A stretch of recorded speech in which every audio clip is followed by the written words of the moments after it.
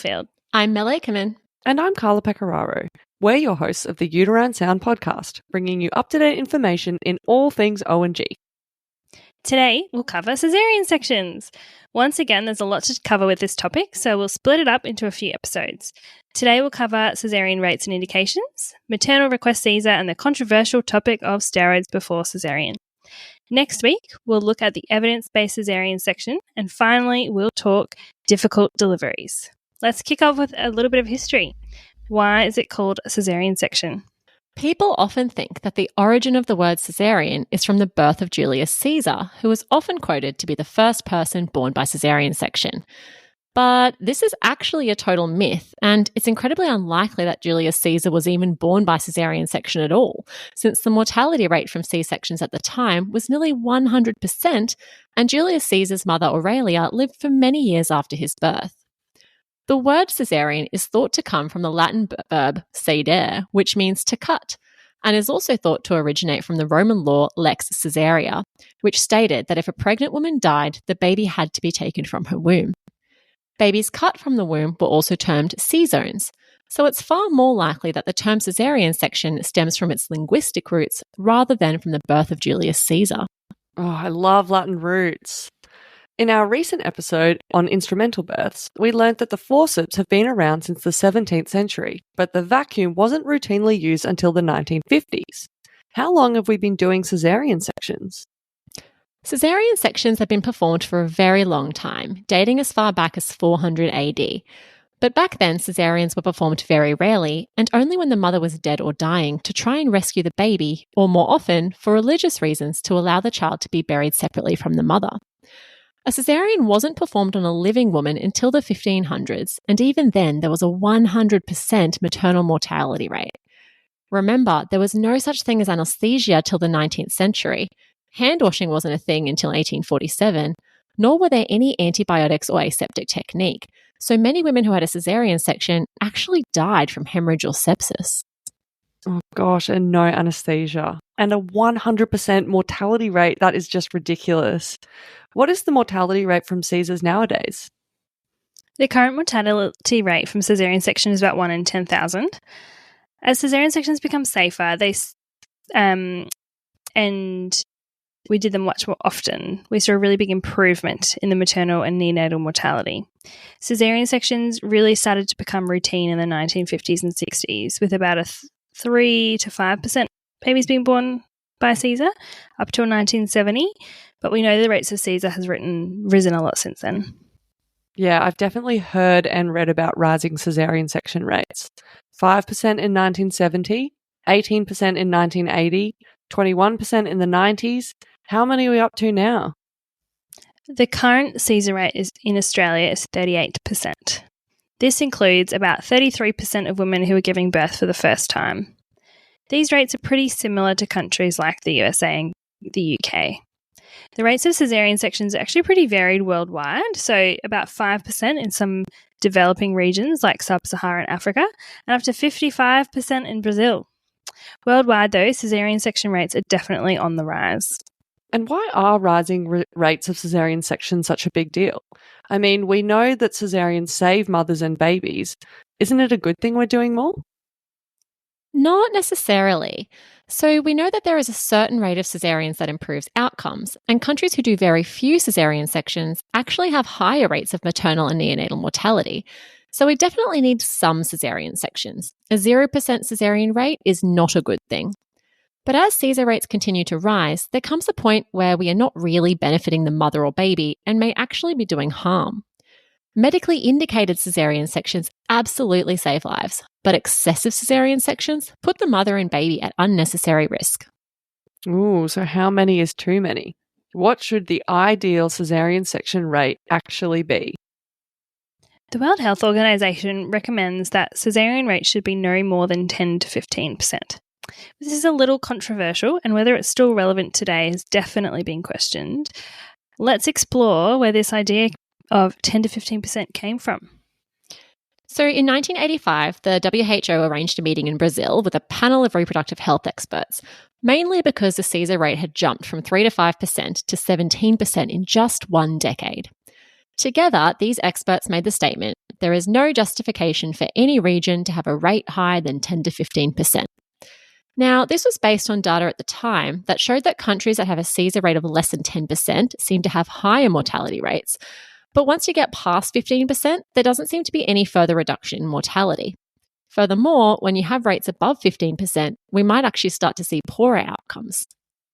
Now, it's worth noting that this recommendation hasn't changed since 1985, and it's really only focused on mortality and not so much on maternal morbidity.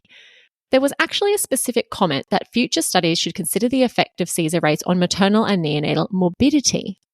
None of the studies referenced in the World Health Organization meeting considered things like oasis or perineal injury, pelvic floor damage, urinary or fecal incontinence, maternal psychological health, or even long-term neonatal morbidity.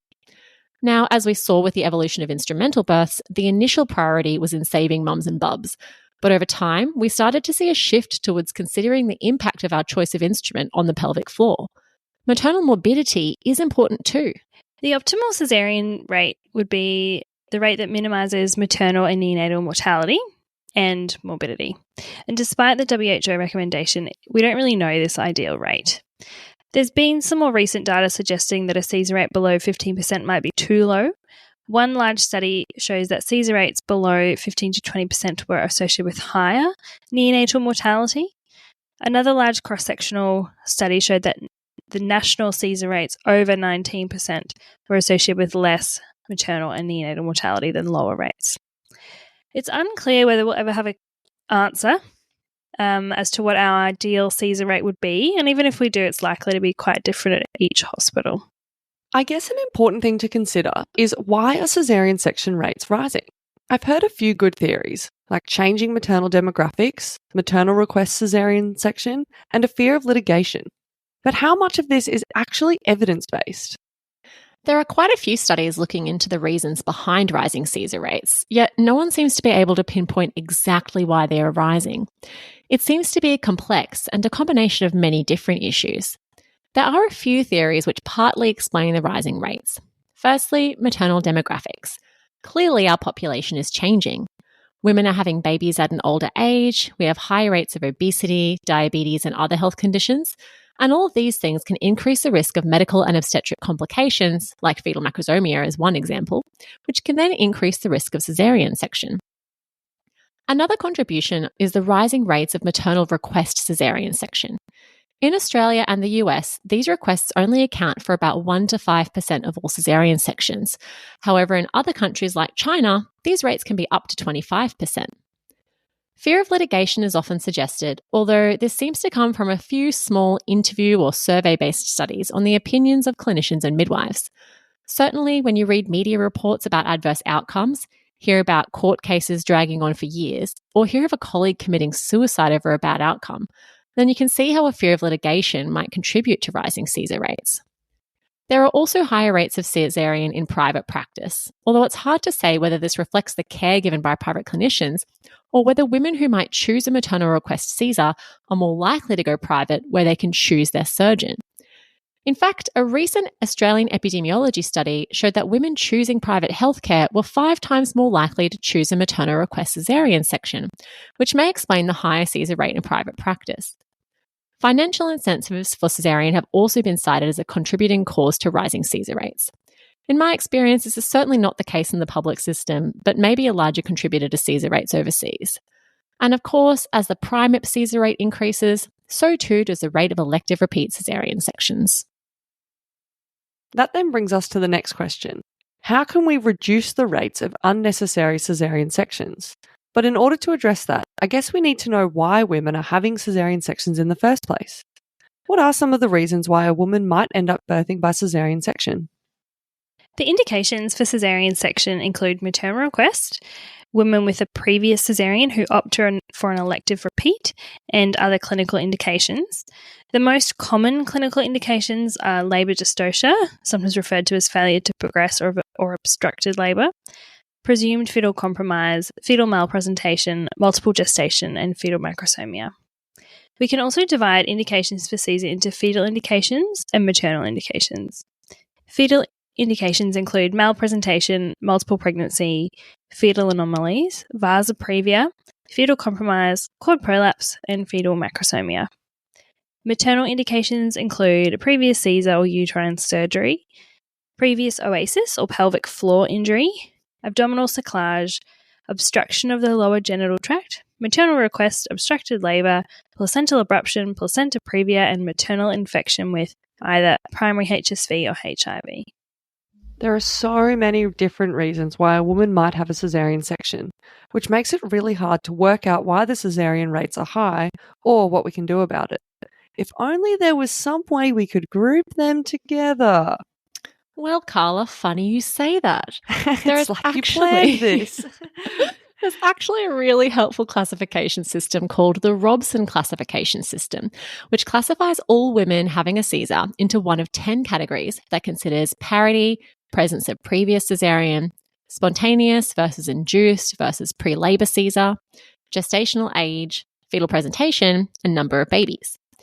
The idea is to help us identify which groups are contributing to rising Caesar rates. For example, are local Caesar rates high because of the primate Caesar rate, or is it that we have a low VBAC rate, or are we just seeing a lot of breach? Grouping patients allows us to identify specified groups who might benefit from certain interventions, and then to assess how effective those strategies were in reducing Caesar rates in that group. The WHO recommends that all facilities should consider the use of the Robson classification system for assessing, monitoring, and comparing Caesar rates within healthcare facilities over time and between facilities. And it also makes doing an audit on C-sections much easier. By far, one of the biggest groups we're interested in is reducing the primate caesarean rate. This is because women who have a Caesar in their first birth are more likely to choose a Caesar for their second birth compared to women who have a vaginal birth in the first pregnancy. All right, so to summarise what we've learnt so far, 38% of babies are born by caesarean section in Australia. 33% of first-time mums will have their baby via caesarean section. Caesar rates are rising, and we are well above the WHO recommended rate of 10 to 15%, although this is the recommended rate to reduce maternal mortality, not morbidity. Contributing reasons for rising Caesars may include maternal request, medical indications, demographics, fear of litigation, and financial factors. The most common causes of a caesarean include laboured dystocia, fetal distress, fetal malpresentation, multiple gestation, fetal macrosomia. Hospitals should record caesarean section based on the Robson classification system to help identify trends within and between healthcare facilities over time. So, let's talk about what we can do to reduce caesarean section rates. There's no argument that medically indicated caesarean sections save lives. But what we really want is to avoid unnecessary caesarean sections, which would be defined as caesarean section that doesn't actually improve the health of the mother or the baby. So here are a few evidence-based strategies to do that. First, let's consider some of our top reasons for Caesar, multiple pregnancy. Firstly, we can reduce the rates of multiple pregnancy through single embryo transfer with IVF pregnancies. We can also consider vaginal delivery of twins when the presenting twin is cephalic. Next, let's consider fetal macrosomia. Caesar for fetal macrosomia can be reduced firstly by avoiding excessive gestational weight gain and through the detection and management of GDM in order to prevent fetal macrosomia. It's also recommended that Caesars specifically for fetal macrosomia only be considered if the estimated fetal weight is over 5 kilos or over 4.5 kilos in the presence of diabetes. Fetal compromise is another common indication for caesarean.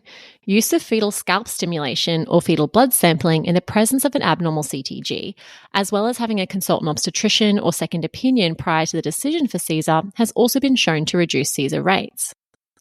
So what's fetal scalp stimulation? So, you know when you do a vaginal examination and you tickle the baby's head and you might see a bit of an acceleration in the trace? That's actually quite reassuring that you're less likely to have a hypoxic baby. Interestingly, amnioinfusion to resolve repetitive variable fetal heart rate decelerations has also been proposed by UpToDate and is practiced at some hospitals in the United States. Basically, fluid is infused into the amniotic cavity via an intrauterine pressure catheter. Now, this isn't something that I've ever seen done in Australia, although I did manage to find a 2023 Western Australian Health Service guideline outlining how to actually do an intrapartum amnioinfusion. There's also a 2023 systematic review and meta-analysis by Davis et al. And Ajog that demonstrated that intrapartum amnioinfusion for meconium liquor reduced the rate of mech aspiration syndrome and caesarean delivery for fetal heart rate abnormalities. If you work at a hospital that routinely does intrapartum amnioinfusion, please contact us. We would love to hear more about it.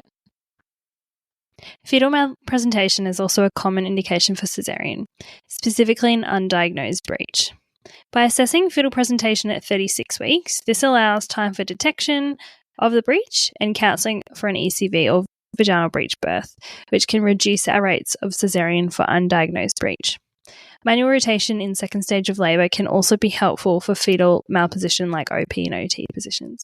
That's why, I don't know if like what you guys do in birth suite, but I always like when people write up their vaginal examinations, I like, right at the end, put the position. Because I think sometimes we don't always routinely document position accurately throughout the labour, not just like in second stage. Yeah, such a good absolutely. point. Another common cause of caesarean section is labour dystocia, otherwise termed failure to progress. We can reduce the rates of Caesar for labour dystocia by considering active labour to begin at 6 centimetres instead of 4 centimetres, and avoiding caesarean section in the latent phase of labour before 6 centimetres. Slow progressive labour in first stage should not be considered an indication for caesarean section alone. Use of oxytocin and an artificial rupture of the membranes to manage first stage can also reduce the rates of Caesar. So, a Caesar should be considered for active phase arrest if A. 6 centimetres plus ruptured membranes plus failure to progress despite 4 hours of uterine activity, or B. 6 centimetres plus ruptured membranes plus 6 hours of oxytocin and inadequate uterine activity with no cervical change. Using cervical ripening before an induction when the cervix is unfavourable can reduce the risk of a failed induction, as can allowing at least 12 to 18 hours of oxytocin after rupturing the membranes before diagnosing a failed induction. Yeah, that's an important thing. When I first started training, it was like, oh, you've got 12 hours of synto. That's enough. You're not an established labour time for a Caesar. But actually, that is just an arbitrary cutoff. And some places go 12, 18, sometimes even up to 24 hours, depending on the maternal and fetal status. So I think, at least pushing it to that 18 hours before diagnosing a failed induction is pretty important. The art of obstetrics. I know. It's always weighing up the pros and cons. Have a look at your local guidelines. Yeah, you've got to think, why is it not changing, Get a second opinion. Now, other strategies that can be helpful include continuous one-on-one midwifery support in labour, A+ there. Also considering induction at various times. So, a post-date's induction after 41 weeks, because we know post-date deliveries are associated with higher Caesar rates, or induction at 39 weeks based on the ARRIVE trial, because that results in a reduced risk of Caesar. We also want to think about using our instrumental deliveries wisely. So if you can do an instrumental, that might allow us to attempt a vaginal birth instead of a caesarean section. Obviously, use your clinical judgment. And things like childbirth preparation workshops, relaxation programs, and psychosocial support for women who have a fear of pain or anxiety can go a long way to reducing maternal request Caesars as well for those reasons. Absolutely. All right, so to summarise, the strategies to reduce the rate of Caesar include reducing rates of multiple pregnancy through single embryo transfer, considering vaginal delivery of twins when the first twin is cephalic, preventing fetal macrosomia through the detection and management of GDM, avoiding excessive gestational weight gain, and limiting Caesar for LGA to those with an estimated fetal weight over 5 kilos or over 4.5 kilos with diabetes. Using fetal blood sampling to improve the predictive value of an abnormal CTG, having consultant input prior to a decision for a Caesar, assessing fetal presentation at 36 weeks to allow time for an ECV if breech, or counselling for a vaginal breech birth, offering manual rotation in the second stage of labour, using cervical ripening when the cervix is unfavourable, allowing at least 12 to 18 hours of oxytocin after rupturing membranes before diagnosing an induction failure, avoiding a Caesar in the latent phase of labour before 6 centimetres, and using clearly defined criteria to diagnose active phase arrest. Now let's talk a little bit more about maternal request Caesar. A new RANSCOG guideline called Caesarean Birth on Maternal Request was recently published in July 2023. The guidelines suggested that caesarean birth at maternal request accounted for 18 to 29% of all Caesar births. Although the study that they referenced with this statistic, the epidemiology of caesarean section on maternal request in Australia, a population-based study published by Biegum et al. In the Midwifery Journal in 2023.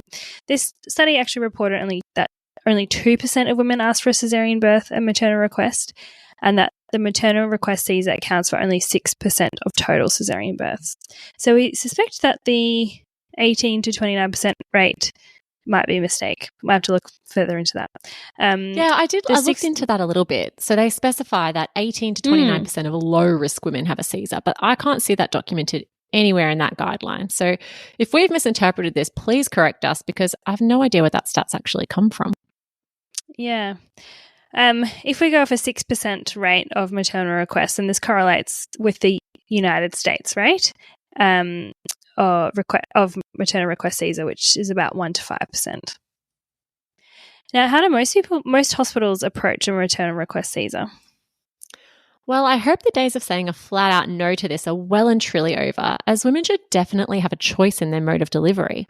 There are pros and cons to both vaginal birth and caesarean, and we strongly believe in the woman's right to choose. But it's also important that we don't just say, yeah, sure, whatever, have a caesarean section, but that we have a discussion about it first, mainly to make sure we can clear up any misconceptions and provide important information that might actually affect her decision. Women might choose a caesarean section for a number of reasons, and our first responsibility is to explore the reasons for this request and offer solutions or alternatives that she may not have considered. For example, if she's really scared of pain, did she know about the option for an epidural? Is it a fear of childbirth that could really benefit from some psychological support? Or is it just that she wants her baby born on a certain date or wants to have some kind of control over the timing of her delivery, in which case a timed induction might be an alternative option? Maybe she just wants to have a Caesar to have her tubes tied, but wasn't aware about other options like a Mirena or her partner having a vasectomy. Or that she can still have a tubal ligation done by a much more minimally invasive procedure after she's had a baby. Of course, there are other reasons, but these are a few that might have some solutions. Now, the next step is to provide information on the risks and benefits of a caesarean section, but also of a planned vaginal birth, and then to respect and support the woman's decision in her mode of birth. After all, there are also risks with a vaginal birth, such as oasis, prolapse, anal incontinence, and shoulder dystocia, which may also be unacceptable to the woman. Now, these kinds of requests are usually managed over a couple of consultations and often with at least 2 different clinicians, not to make it more difficult for the woman to get a maternal request Caesar, but to give her enough time to read and consider all the information she has been given about both birth options and to be sure in her decision. Shared decision-making is absolutely key here. And while we want to reduce the rates of unnecessary caesarean section, we want to respect the individual woman and her choices. But it's also important to know that the clinician has the right to decline a caesarean if they consider the risks to outweigh the benefits to the individual. In this case, both the clinician and the woman have a right to seek a second opinion. Now, on that topic, let's get into the risks and benefits of maternal request Caesar, as presented in the Ranscog guideline. All right, so we always like a structured approach, so let's split up the risks and benefits into fetal and maternal risks. Now, remember, we're talking about a maternal request Caesar, so the correct comparator is a planned vaginal birth, which includes those that progress to an emergency Caesar or instrumental delivery. We can't guarantee that a woman who plans a vaginal birth will end up with a spontaneous vaginal birth, especially because the current rates of SVB are around 50 to 60%. So, short-term risks and benefits of maternal request Caesar include increased risk of endometritis and wound infection, peripartum hysterectomy, maternal death, postpartum pain at day 3, and neonatal mortality. Now, I know I've just kind of thrown in a couple of big ones in there. Yeah, Things like scary. maternal death and neonatal mortality are very rare. Decreased risk of oasis and intrapartum pain. Long-term risks and benefits include, so for the mum, a uterine rupture in a future pregnancy, usually quoted at about 1 in 200. Abnormal placentation like placenta accreta, which might then require a caesarean hysterectomy. Repeat Caesar in subsequent pregnancies. Delayed conception, preterm birth, FGR, ectopic, and stillbirth, all in subsequent pregnancies. future surgery for adhesions at the anterior abdominal wall or hernia, and for the baby, increased risk of hospitalization for respiratory and GI infections in childhood, and asthma. Long-term reduced risks of surgery for prolapse or stress incontinence within 25 years, that's a win. Urinary incontinence at 1 year, reduced fecal incontinence and symptoms of prolapse. I always find it kind of hard to when I'm counselling women on this, like the concept of requiring a Caesar hysterectomy for placenta accreta or a uterine rupture. It's quite hard when you're like discussing it during the pregnancy, but I guess that's our job to try and explain that to patients. Now, it's important to note that the quality of the evidence for all of these have been graded as low to very low, and the absolute rates for some of these complications, as I said, for maternal death and peripartum hysterectomy and neonatal death are extremely rare. The use of a local decision aid with a detailed list of benefits and risks is recommended, and RANZCOG has one in the Caesarean birth and maternal request guideline. I just want to clarify, these are just the risks and benefits as outlined in the maternal birth at, maternal, what's it called? The maternal request guideline. Yeah, maternal request guideline. Not all of the risks and benefits for Caesar versus vaginal birth, and we'll go into those in a little bit more detail in one of our future episodes. We also want to point out that the stats quoted in this particular guideline are based on 2 systematic reviews performed in Sweden. But the more recently published Australian epidemiology study, which was also referenced in the RANZCOG guideline but didn't take stats from it, this guideline actually demonstrated that compared to planned vaginal birth, caesarean birth at maternal request resulted in a higher risk of anaesthetic problems. We're talking 0.37% versus 0.2%. No significant difference in postpartum hemorrhage or infection. A lower neonatal morbidity, 16.9% versus 23%, which included NICU and special care nursery admission. And lower birth asphyxia, 0.5% versus 1.32%, and lower rates of perinatal death. So that caesarean section resulted in reduction in those things. There's also a 2019 study of about 150,000 low-risk primates in Denmark, which demonstrated that a planned Caesar has slightly increased risk of wound infection compared with planned vaginal birth, but that there were actually no significant differences in other outcomes like maternal death, cardiac arrest, hysterectomy, VTE, wound rupture and reoperation, bladder lesions, and Ogilvie syndrome. So there is some evidence in support of requesting a Caesar if you want to. But I guess you can find evidence for any option. Now, like we said before, for a more complete summary of the risks and benefits of vaginal birth versus Caesar, check out our VBAC episode coming up in a few weeks. What's Ogilvie syndrome? Oh, that's a whole episode to itself. So Ogilvie syndrome I can't wait. It's a pseudo-obstruction of the bowel in the absence of an actual mechanical obstruction. Yeah, it's a huge issue. Sounds awful. Think of it as the large bowel ileus, but way worse. Okay. It's going to be a great episode, though. Can't wait. Alrighty, so let's move on from maternal request Caesar. But first, a quick summary. Caesarean birth at maternal request refers to a caesarean that is not medically indicated. The current rate in high-income countries, including Australia, is about 6% of all Caesars. When exploring a request for a maternal request Caesar, explore the reasons for the request and address any misconceptions. Discuss the risks and benefits of both maternal request Caesar and a planned vaginal birth. Use a local decision aid. Both the woman and the clinician have the right to a second opinion when agreeing to or declining to perform a maternal request Caesar. Now, we've covered some of the risks and benefits of caesarean section in the context of maternal request Caesar, but one of the big topics we haven't touched on yet is the risk of neonatal respiratory distress. Yeah, the risk of respiratory distress to a baby is a big one. Caesar without prior labour is associated with an increased risk of TTN, or transient tachypnea of the newborn, surfactant deficiency, and pulmonary hypertension. The increased rate of respiratory distress is thought to be due to both surfactant deficiency from the absence of the catecholamine surge during labour and from a failure to clear fetal lung fluid in labour. We know that the rate of NICU admission and RDS decreased with increasing gestation. Babies born before 38 plus 6 weeks are 2.4 times more likely to have severe respiratory morbidity than those born at or after 39 weeks, which is why RANZCOG recommend delaying an elective Caesar until 39 weeks. In doing this, about 10% of women booked for a Caesar at 39 weeks will still labour prior to the Caesar and require an emergency Caesar, which may have a higher risk of maternal and perinatal risks. So what about steroids? Is there a role for steroids prior to Caesar? I just want to point out that 10% of women who are booked for a Caesar are going to labour on Anne's night shift tonight. Yeah, they always do, every night. She's so excited. So steroids prior to Caesar. It's definitely an area that needs some more evidence. Most of our current data comes from the Aztecs trial. And those of you sitting your written exam, this is one of the RANSCOG obstetric landmark trials that you should definitely know about. The Aztecs trial in 2005 randomized 998 women planned for Caesar from 37 weeks to a course of betamethasone 48 hours prior to the Caesar versus no treatment. This study found that antenatal corticosteroids reduced the incidence of admission to special care nursery, TTN, and RDS by over 50%. Interesting though, the study also found that delaying delivery until 39 weeks has a similar effect in reducing these risks without any of the potential side effects from corticosteroids.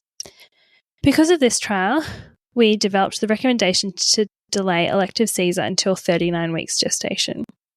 The long-term follow-up of the Aztecs trial was published in 2013, which showed no adverse effect on health, behaviour, and academic achievement in children born following a single course of antenatal betamethasone at term. Despite this trial, concerns still exist about the long-term risks of corticosteroids, which need to be balanced against the reduction in TTN, which is essentially a short-term treatable condition.